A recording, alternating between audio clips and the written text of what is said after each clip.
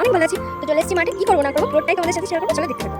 কোনো জায়গার মাঠে জল নেই বললেই তো প্রায় চলে, তবে আমার বাড়ির থেকে মাঠগুলোতে এখনো করেই জল আছে আর অন্যান্য বছর চাষবাসও করা হয়।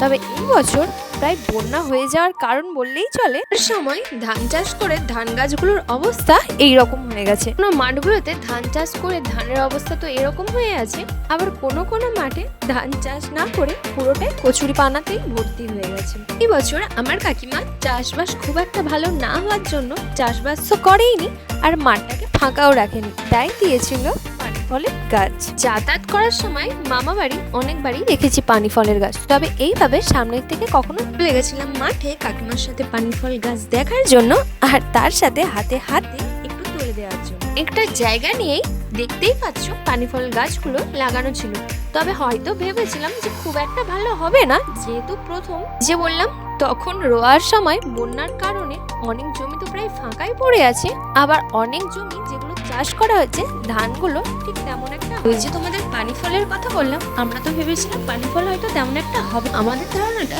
সম্পূর্ণগুলো বেশ বড়ই হয়েছিল। ঘন্টাখানিক পরেই কিছু পানি ফল বাড়িতে আনার জন্য আর দুটো পানি ফল কাকিমাকে তুলে দিয়ে বাড়ির দিকেই আসছিলাম। এই জমিগুলো বন্যার জন্য চাষবাস করতে পারেনি, সেই জমিগুলোতে একদম কচুরিপানাতে তো ভর্তি হয়ে গেছে, আর যেই জমিগুলোতে ধান চাষ হয়েছে সমস্ত জমিগুলোতে কচুরিপানাটা দেখো তেমন একটা নেই।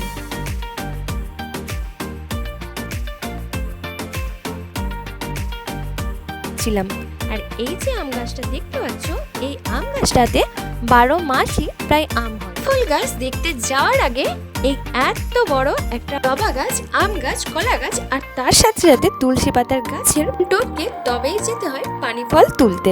তা আমার বাড়ির থেকে খুব যে সামনে তাও কিন্তু না, আবার অনেক দূরে এমনটাও নয়। তা আমি ঘুরিয়ে দেখতে পারিনি, তবে তোমরা হয়তো দেখে বুঝতেই পারছো বাগানটা কতটা বড়। তারপরেই চলে আসলাম বাড়ির দিকে, আর বাড়িতে এসেই দেখি আমার মা এত ডাল বেটে নিয়ে বসে গেছিল বড়ি দেওয়ার জন্য। আমার বাড়ির দিকে তো বড়ি দেওয়া অনেকদিন আগে থেকেই আরম্ভ হয়ে গেছে। আমার বড়ি দেওয়ার শর্ট ভিডিওটা দেখোনি, চলো গিয়ে চটপট দেখে আসো। আর এই ভিডিওটা কেমন লাগলো অবশ্যই কমেন্টে। ভিডিওটা যদি ভালো লেগে থাকে অবশ্যই একটা লাইক, কমেন্ট আর সাবস্ক্রাইব করে দিও। তোমাদের একটা সাবস্ক্রাইব আমার কাছে অনেক বড় পাওয়া।